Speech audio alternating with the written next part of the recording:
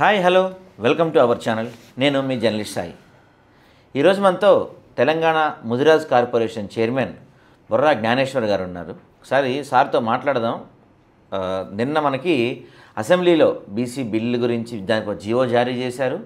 దాంతోపాటు రాజకీయంగా చాలా కీలక అంశాలు నిన్న మనకి అసెంబ్లీ సాక్షిగా జరిగింది. ఈ అన్ని అంశాల గురించి ఒకసారి మనం సార్తో మాట్లాడదాం. నమస్తే సార్. నమస్కారం సార్. బాగున్నారా సార్?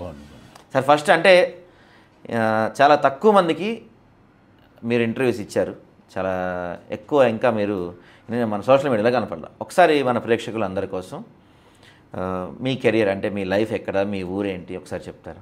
మా గ్రామం వచ్చి రాజేందర్ మండల్లో బండ్లగూడ జాగీర్. నేను ఫస్ట్గా గ్రామ పంచాయతీ సర్పంచ్గా ఎలక్ట్ కావడం జరిగింది. ఆ తర్వాత మార్కెటింగ్ కమిటీ చైర్మన్ చేయడం జరిగింది. ఆ తర్వాత 2009లో కాంగ్రెస్ పార్టీ నుంచి రాజేందర్ కాన్స్టిట్యున్సీకి ఎమ్మెల్యేగా పోటీ చేయడం జరిగింది. 7,200తో ఓడిపోవడం జరిగింది. మళ్ళీ 14లో కూడా అవకాశం కల్పించింది. బీజేపీ టీడీపీ అలయన్స్ ఉండడం వల్ల అప్పుడు కూడా ఓడిపోవడం జరిగింది. మళ్ళీ మాకు 18 రాలే, మొన్న రాలే టికెట్. కానీ మా కుటుంబం మొత్తం రాజకీయంగానే, మా మరదలు ఎంపీపీ చేసింది, మా తమ్ముడు సర్పంచ్, ఇప్పుడు ప్రజెంట్ కూడా మాజీ కార్పొరేటర్ మా మరదలు. ఆ విధంగా మా ఇంట్లో మొత్తం రాజకీయంగానే వ్యవస్థ ఉంది కాబట్టి రాజకీయాల మీదే ఎక్కువ ఇంట్రెస్ట్ ఉంటుంది మాకు. ఓకే. సో అంటే మీ చిన్నప్పటి నుంచి ఇంట్లో మొత్తం రాజకీయాలు చూస్తూ పెరిగారు. మీరు ఎప్పుడు అనుకున్నారు రాజకీయాల్లోకి రావాలని? నేను చిన్నప్పటి నుంచే స్టూడెంట్ ఆర్గనైజేషన్ నుంచే నేను పొలిటికల్గా ఎప్లాస్ట్ అయినా. నాకు స్వర్గీయులు ఇంద్రారెడ్డి గారు వారు నాకు మంచి సహకారం అందించి నన్ను మంచి ప్రయోజకుడుగా చేయడం జరిగింది. దాంతోపాటు అతని ఆలోచనలు, అతని విధానం మాకు నచ్చి ఆయన ఫాలోవర్గానే ఉండిపోవడం జరిగింది. ఆయనతో పాటే నేను కాంగ్రెస్ పార్టీలో కూడా రావడం జరిగింది. ఓకే. అయితే చాలామంది మనం చూస్తుంటాం, రాజకీయ నాయకులు పార్టీలో అవకాశాలు రాకపోయినా, పార్టీ అధికారంలో లేకపోయినా రకరకాల పార్టీలు మారుతుంటారు. కానీ మీకు అవకాశం వచ్చినా రాకపోయినా మొదటి నుంచి కాంగ్రెస్ పార్టీని అంటిపెట్టుకొని ఉండడానికి ఏమైనా ప్రత్యేక కారణం ఉందా? ఏం లేదు, సిద్ధాంతపరంగా దాన్ని నచ్చిన తర్వాతనే మేము దానికి అనుబంధంగానే పని చేసుకుంటూ వచ్చినాం. కాంగ్రెస్ పార్టీలోనే కంటిన్యూషన్ ఉంటాం. కాంగ్రెస్ పార్టీ చివరి వరకు కూడా కాంగ్రెస్ పార్టీలో ఉంటాం. ఓకే. నిన్న చూస్తే మనం అంటే మీరు ముదిరాజ్ కార్పొరేషన్ చైర్మన్గా ఉన్నారు. సో ఖచ్చితంగా బీసీలకు సంబంధించిన ప్రతి అంశం మీరు కూడా ఎంతో ఫాలో అవుతారు, మీరు కూడా ఎన్నో పోరాటాలు చేస్తుంటారు. సో దాదాపుగా దేశంలో ఎక్కడా జరిగిన కులగణన తెలంగాణ ప్రభుత్వం నిర్వహించింది. అయితే దీన్ని చట్టబద్ధత కల్పించడంలో కొంత కాంగ్రెస్ పార్టీ ఫెయిల్ అయింది. దీనికి చట్టబద్ధత తేలేకపోతుంది. కేవలం కాంగ్రెస్ పార్టీ బీసీలపై కపట ప్రేమ నటిస్తుంది, డ్రామాలు ఆడుతుంది అని చెప్పి ప్రతిపక్షాలు ఆరోపణ చేస్తున్నారు. మీ ఒపీనియన్ ఏంటి? ఈ భారతదేశంలోని స్వతంత్రం వచ్చినప్పటి నుంచి కూడా ఎవ్వరు కులగణన చేయలేరు. అది కాంగ్రెస్ పార్టీ మా రాష్ట్రంలో అధికారం వచ్చిన తర్వాత సీఎం రేవంత్ రెడ్డి గారు కామారెడ్డి డిక్లరేషన్లో ఏదైతే చెప్పిండో దాని పరంగానే, దాని నమ్మకంతోనే బీసీలకు 42% రిజర్వేషన్ ఇస్తాం, ముదిరాజ్ కార్పొరేషన్ ఇస్తామని చెప్పడం జరిగింది. ఆ విధంగానే అమలు చేయడం జరిగింది. దాంతోపాటుగా అసెంబ్లీ తీర్మానం చేసి పంపించడం జరిగింది. రాష్ట్ర గవర్నర్ గారు తన పెండింగ్ ఉండే గవర్నర్ కూడా సెంట్రల్ గవర్నమెంట్కి పంపించడం, వాళ్ళు నిర్లక్ష్యం వల్ల ఈ బిల్లు ఆగింది. వాళ్ళు బీజేపీ కానీ బీఆర్ఎస్ పార్టీ కానీ రెండు కూడా ఇక్కడనేమో కపట నాటకం ఆడుతారు, ఢిల్లీలో పోయి ఇంకో ఆటలు ఆడుతారు. వాళ్ళు ఖచ్చితంగా ఏమాత్రం బీసీల మీద నమ్మకం, విశ్వాసం ఉంటే వాళ్ళు రిజర్వేషన్ సెంటర్లో పాస్ చేసి బిల్లు అమెండ్మెంట్ తీసుకురావాలని కోరుతున్నాం వాళ్ళని. ఓకే. అయితే చట్టబద్ధత సాధ్యం కాకపోతే పార్టీల పరంగా ఇస్తామని చెప్తున్నారు. సో పార్టీల పరంగా ఇచ్చినప్పటికీ కూడా బీసీలు కాంగ్రెస్ పార్టీ వైపు ఉండే అవకాశం ఉంటుందా? ఉంటుంది, డెఫినెట్ ఉంటుంది. ఈరోజు ఏ ప్రభుత్వం కూడా బీసీల పాటు ఇంత చూపెట్టలే. చాలామంది రాజకీయ పార్టీలు వచ్చిన గతంలో కూడా మా కాంగ్రెస్ ప్రభుత్వం వచ్చింది. కానీ మాకు CM Revanth Reddy dynamic leader కాబట్టి ఆయన అన్న మాట నిలబెట్టుకోవడం కోసం చేయడం జరుగుతుంది, చేస్తాడు. చట్టబద్ధత కూడా ఆర్డినెన్స్ ద్వారా తీసుకొస్తారు. మా పార్టీ పరంగా ఖచ్చితంగా 42% ఇస్తారు. ఎవరైతే మిగతా బీఆర్ఎస్ బీజేపీ పార్టీలు ఇవ్వకపోతే వాళ్ళే నష్టపోతారు.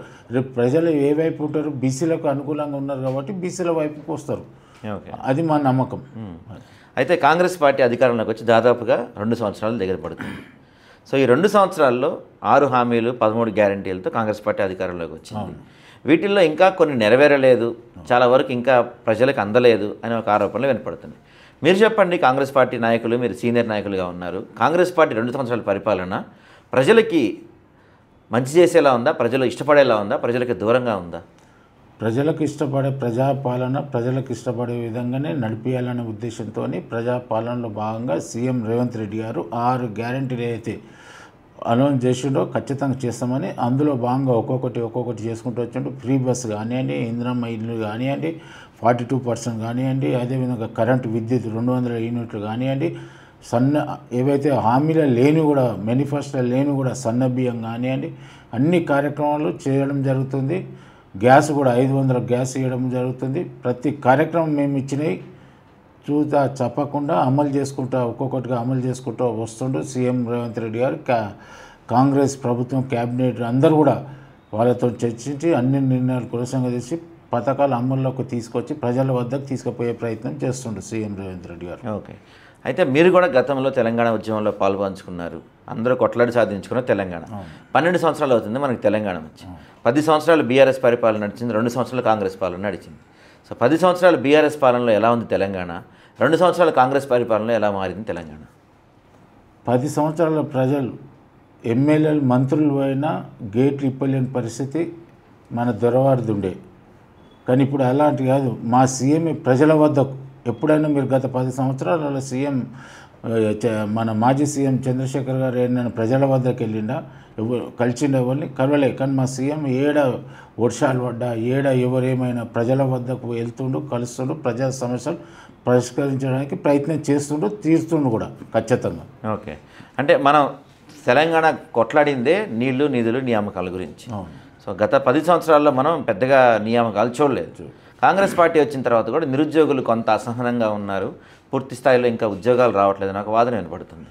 అంటే ఈ సోషల్ మీడియా ద్వారా టీఆర్ఎస్ ప్రభుత్వం బీజేపీ వాళ్ళు చేస్తున్న ఆపరాలు తప్ప సుమారుగా మా 20 నెలల దగ్గరకు వస్తుంది మా ప్రభుత్వం ఏర్పడిన తర్వాత 65,000 ఉద్యోగాలు ఇవ్వడం జరిగింది. ఇంకా కూడా ప్రతి దాంట్లో కూడా నోటిఫికేషన్ వేసి భర్తీ చేయడం జరుగుతుంది. ఏమాత్రం వెనక పోయేది లేదు. మరి రేవంత్ రెడ్డి గారు ఖచ్చితంగా చేసి నిరూపిస్తాడు.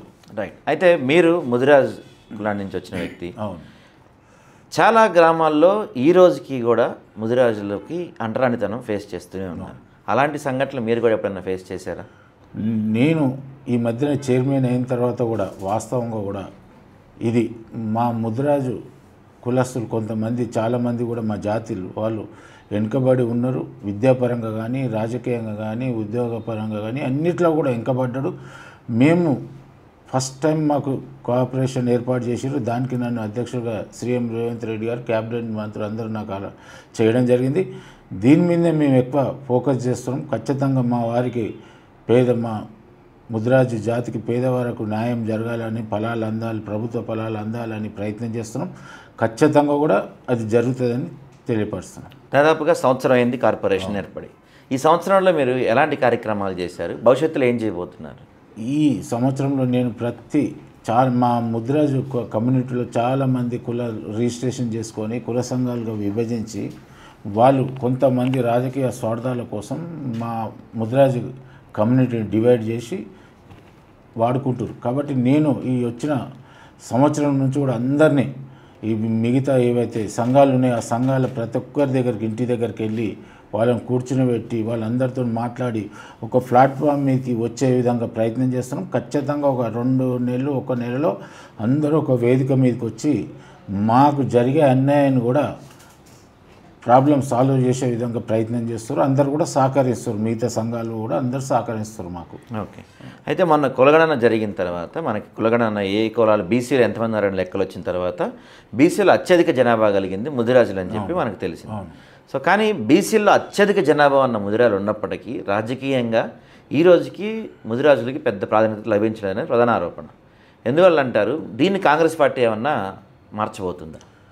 100% కాంగ్రెస్ ప్రభుత్వం సీఎం రేవంత్ రెడ్డి గారు మా ముదిరాజుల పాటు మంచి అవగాహనతో ఉన్నాడు. మా ముదిరాజుల మీద మంచి ప్రేమగా ఉన్నాడు.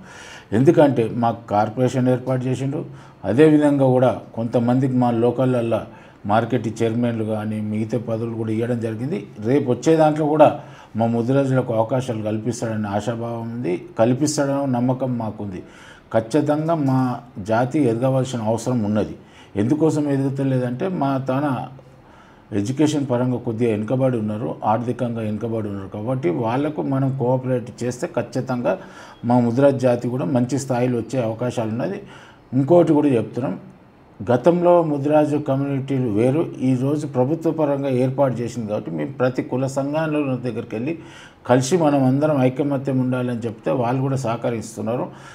మా నిదానం ఒకటే, మీ సంఘాలు ఏమని ఉండని ఏమైనా చేసుకోవాలి, అందరం కలిసి మనకు ఎవరైతే సహకరిస్తారో వాళ్ళ పట్టు వెంటంటుండి వాళ్ళకు కూడా మనం సాయం పొందుతూ మన సాయం పొందుతూ వాళ్ళకు కూడా సాయం చేసుకుంటూ పోవాలనే నమ్మకంతో ఉన్నాము. మాకు పెద్ద సమస్య వచ్చేసరికి బీసీ ఏదైతే గతంలో రాజశేఖర రెడ్డి గారు మాకు 15 జీవో అమలు చేసిండో అది దాన్ని కొంతమంది కోర్టుకోవడం వల్ల ఆగిపోయింది. దాని మీదనే మా కార్పొరేషన్ కానీ మా కుల సంఘ నాయకులు అందరూ కూడా దాని మీద ఎక్కువ కాన్సన్ట్రేషన్ చేస్తారు. అది ఖచ్చితంగా చేయవలసిన బాధ్యత మా ప్రభుత్వం మీద ఉంది. ఎందుకంటే అది కామారెడ్డి డిక్లరేషన్లో చెప్పారు కాబట్టి ఏవైతే చెప్పారో మేము కూడా అవే అడుగుతున్నాం, మా జాతి కూడా అదే ప్రశ్నిస్తుంది. ఖచ్చితంగా అది చేస్తే మా ముదిరాజ్ జాతి చాలా ఈ తెలంగాణ రాష్ట్రంలో మంచి స్థానంలో ఉంటుందని తెలియపరుస్తున్నాం. అయితే మీరు చెప్పినట్టు 1 year అయింది కార్పొరేషన్ ఏర్పాటు చేసి. కేవలం పేరు కోసమే కార్పొరేషన్ ఏర్పాటు చేసి చేతులు దులుపుకున్నారా? కార్పొరేషన్కి తగిన నిధులు ఏమైనా కేటాయిస్తున్నారా ముఖ్యమంత్రి గారు? 100% ఈ బడ్జెట్లో పెడతారు. పెట్టిన తర్వాత ప్రతి ముదిరాజు బిడ్డకు కింది స్థాయిలోకి వెళ్ళి గ్రౌండ్ లెవెల్లో ఎంక్వైరీ చేసి వాళ్ళకు చెందే విధంగా మేము ప్రయత్నం చేస్తాము. ఈ బడ్జెట్లో ఖచ్చితంగా పెడుతున్నాం మనం. ఓకే, తొందరలో మనకి దాదాపుగా 1 నెల రోజుల్లోపే స్థానిక సంస్థల ఎన్నికలు జరగబోతున్నాయి. సో స్థానిక సంస్థల ఎన్నికల్లో ఈసారి కాంగ్రెస్ పార్టీ ప్రధానంగా ఎంచుకుంది బీసీ వాదం. సో మీకు ప్రధానంగా ప్రత్యర్థి బీజేపీ అవ్వచ్చా, బీఆర్ఎస్ అవ్వచ్చా? అసలు గ్రామాల్లో కాంగ్రెస్ పార్టీ పరిస్థితి ఎలా ఉంది?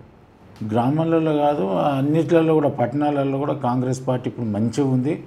ఎందుకంటే మాకు బీజేపీ బీఆర్ఎస్ రెండు ఒకటే అని ప్రజలు నమ్ముతున్నారు. ఎందుకంటే గత ఎలక్షన్లో ఎంపీ ఎలక్షన్లలో 3 రోజుల ముందు మొత్తం ఎత్తేయడం వల్ల ఆ 8 సీట్లు బీజేపీ వాళ్ళకు వచ్చినాయి. ఆ టీఆర్ఎస్ ఒక్కటి కూడా గెలవలేకపోయింది. వాళ్ళిద్దరు ఒకటే అని ప్రజలు నమ్ముతున్నారు కాబట్టి వాళ్ళిద్దరు కూడా మాకు శత్రువు. వాళ్ళు పెద్ద పోటీ ఇచ్చేది ఏం లేదు మాకు. ఖచ్చితంగా మా కాంగ్రెస్ పార్టీ అధికారంలో ఉన్నది, మేము గెలిచి తీరుతాం. ఖచ్చితంగా లోకల్ బాడీ ఎలక్షన్లలో కూడా మా పార్టీ జెండానే ఎగిరేస్తుంది. ఓకే, అయితే మీరు అధికారం రాకముందు నుంచి కాంగ్రెస్ పార్టీ ప్రధానంగా చెప్తూ వస్తున్న ఆరోపణ ఏంటంటే ఖచ్చితంగా అధికారంలోకి రాగానే కాళేశ్వరం కేసు గురించి కావచ్చు, ధరణి అంశం గురించి కావచ్చు, ఫోన్ ట్యాపింగ్ గురించి, లేకపోతే గొర్రెల స్కామ్, ఇట్లా రకరకాల స్కామ్స్ బీఆర్ఎస్ వాటిలో ఉన్నవన్నీ కూడా ప్రూవ్ చేయడంతో పాటు రికవరీ చేయడంతో పాటు అరెస్టులు కూడా చేస్తామని చెప్పారు. కానీ మీరు అధికారంలోకి 20 నెలలు అయిపోతుంది, ఇంతవరకు ఒక అరెస్ట్ చూడలేదు, ఒక గుంట భూమి రికవరీ చేసినట్టు కూడా కనపడలేదు. మీరు అడిగిన ప్రశ్న చాలా బాగుంది. ఎందుకంటే మా ప్రభుత్వం సీఎం రేవంత్ రెడ్డి గారు కాన్సన్ట్రేషన్ మొత్తం పాలన మీద, పేద ప్రజలకు ఏ విధంగా బెనిఫిట్ చేస్తే బాగుంటుందనే ఉద్దేశం మీద ఉన్నాడు తప్ప కక్ష సాధింపు ధోరణిలో మా సీఎం గారు లేరు. ఎందుకంటే అవతల గతంలో సీఎంలు ఇంటి డోర్లు వెలగొట్టి అన్నీ వెలగొట్టి అరెస్ట్ చేసి కక్ష సాధింపు, కానీ మా సీఎం గారు ఆ ధోరణి లేరు. గతంలో కూడా చాలాసార్లు చెప్పడం జరిగింది రేవంత్ రెడ్డి గారు, ఏమంటే నాకు కక్ష సాధింపు అనేది ఏం లేదు, నేను ఎవరి మీద కక్ష సాధింపు చేయ, నా మీద చేసినా నేను చెయ్య తిరిగి అని చెప్పాడు. ఖచ్చితంగా ఆ సిద్ధాంతం మీద ఉన్నాడు. ఇంకోటి మీరు చెప్తారు అరెస్టులు, చట్టం ఉంది, తన పని తను చేసుకుంటూ పోతుంది, ఒక్కొక్కటిగా చేస్తుంది. అదేవిధంగా బీజేపీ వాళ్ళు గతంలో చెప్పారు, మీకు చేత కాదు కాంగ్రెస్ ప్రభుత్వం, మీరు వాళ్ళు ఒకటే, మీరు అరెస్టులు చేస్తలేరు, సిబిఐకి చేంజ్ కాళేశ్వరం కేసు కానీ అది కానీ ఫోన్ ట్యాక్ చేయమని చెప్పారు. ఈరోజు మొన్న కాళేశ్వరం ప్రాజెక్టు మీద జరిగిన ఏవైతుందో దాని మీద ఇప్పుడు సిబిఐకి అప్పచెప్పడం జరిగింది. వాళ్ళు దీని మీద ఎంత త్వరగా విచారణ జరిపించి వాళ్ళ చిత్తశుద్ధి తెలుపుకోవాలని నేను కోరుతున్నాను ఖచ్చితంగా. ఓకే అండి. సో రాబోతున్న రోజుల్లో అంటే ఇప్పుడు మనకి ఇందాక మనం మాట్లాడుకున్నట్టు భారీ స్థాయిలో ముదిరాజులు ఉన్నారు. తెలంగాణ రాజకీయాలని అంటే ఒక పార్టీ గెలవాలన్నా ఓడిపోవాలన్నా ముదిరాజులే డిసైడ్ చేయాలి. సో రానున్న ఎన్నికల్లో బీసీవాదం బలంగా ఉంది. ఈ రానున్న ఎన్నికల్లో ముదిరాజు ఎలాంటి పాత్ర పోషించబోతున్నారు? ముదిరాజు గతంలో మా వాళ్ళు ఐకమత్యం లేకుండే ఇప్పుడు ఒక ప్లాట్ఫామ్ మీకు వస్తారు. మాకు ఏ పార్టీ సహకరిస్తే వాళ్ళకి పని చేయడానికి వాళ్ళు ఖచ్చితంగా సిద్ధంగా ఉన్నారు ముదిరాజు వాళ్ళు. మా పార్టీ కూడా ఇంట్రెస్ట్ ఉంది ముదిరాజులకు. ఏ దమ్మున్న నాయకుడు కూడా చెప్పలేను, మా సీఎం గారు ఖచ్చితంగా నేను చేస్తా అని చెప్పిండు, చేసి తీరిండు. మా కమ్యూనిటీకి డి నుంచి ఏదైతే జరుగుతుందో దాని జరుగుతాక ఏకపక్షంగా ఎలక్షన్లు ఉంటాయి, రిజల్ట్ ఉంటుంది. అన్ని విధాలు కూడా మా జాతి మొత్తం కూడా కాంగ్రెస్ పార్టీకి అనుకూలంగా ఉంటుంది. ఎందుకంటే మాకు గతంలో చాలామంది చేసారు, ఇంప్లిమెంట్ కాలేకపోయింది. 2009లో 15 జీవో ఏదైతే చేసిండో రాజశేఖర రెడ్డి గారు, మళ్ళీ దాన్ని కొంతమంది కోర్టుకు పోయి ఆపడం వల్ల ఈరోజు మాకు ఈ దుర్భాగ్య స్థితికి వచ్చింది. మా వాళ్ళు కూడా ఒక మెడికల్ సీట్ కానీ, ఒక ఇంజనీరింగ్ సీట్ కానీ డీలో ఉండడం వల్ల మాకు ఏం జరుగుతలేదనే ఉద్దేశంతో డి నుంచి ఏ అయిపోయింది. కానీ మన బీసీ కమిషన్ ఆఫీసులు ఉంది, రాష్ట్ర ప్రభుత్వం తీసుకోవాల్సిన అవసరం ఉంది. ఈ నిర్ణయం త్వరలోనే తీసుకుంటారని మాకు ఆశాభావం. రైట్. మీరు చాలా గ్రామీణ నేపథ్యం నుంచి వచ్చారు కాబట్టి మీకు గ్రామీణ ప్రాంతాలు ఇలాంటి చోట్ల బీసీలు కానీ ముదిరాజులు కానీ వాళ్ళు ఎదుర్కొనే కష్టాల వీటి గురించి మీకు పూర్తి అవగాహన ఉంటుంది. సో మీరు ప్రధానంగా మీరు గుర్తించిన ఒక సమస్య ఏంటి, దాని పరిష్కారం కోసం మీరు ఏమైనా ప్రయత్నం చేస్తున్నారు? ఇప్పుడు గతంలో వాస్తవంగా కూడా చాలామంది బీసీలు మా వాళ్ళు అందరూ కూడా అన్యాయానికి గురయ్యారు. కానీ ఇప్పుడు అది లేదు, పరిస్థితి చాలా మార్పు వచ్చింది. ఈరోజు ఒక రెడ్డి బిడ్డ అయిన బీసీ రిజర్వేషన్ కోసం తీసుకున్న నిర్ణయం సాహసోపేతమైంది. అలాంటి నిర్ణయాలు ఎవరు తీసుకోరు. అయినా ఈరోజు బీసీలు అందరూ కూడా బాగా ఏకతాటి మీదకి వచ్చి కాంగ్రెస్ ప్రజలకు సహకరిస్తారు. ఇప్పుడు గతంలో ఉన్న పరిస్థితులు ఇప్పుడు లేవు బీసీలకు, కాబట్టి వాళ్ళు కూడా అందరూ కూడా సహకరిస్తారని తెలియపరుస్తున్నారు. రైట్. ఫైనల్గా మీరే చెప్పారు ఇందాక, గత 2 సార్లు మీకు టికెట్ ఇవ్వలేదు, ఈసారి కూడా మీకు టికెట్ ఇవ్వకపోతే మరి కాంగ్రెస్ పార్టీలోనే ఉంటారా, బాయ్ చెప్పి వెళ్ళిపోతారా? ఒకటి బాగా గుర్తుంచుకో, కాంగ్రెస్ పార్టీ మాకు ఫస్ట్ టైం టికెట్ ఇచ్చింది కాంగ్రెస్ పార్టీ, సెకండ్ టైం ఇచ్చింది కాంగ్రెస్ పార్టీ, మార్కెటింగ్ చైర్మన్ చేసింది కాంగ్రెస్ పార్టీ. ఇవన్నీ అధికారాలు నేను అనుభవించిన. రేపు పొద్దుగాల నేను పార్టీ కోసం పనిచేస్తా. మా అధిష్టానం ఏ నిర్ణయం తీసుకున్నా దానికి కట్టుబడి ఉంటాం. ఓకే అండి, thank you. Thanks for thank you.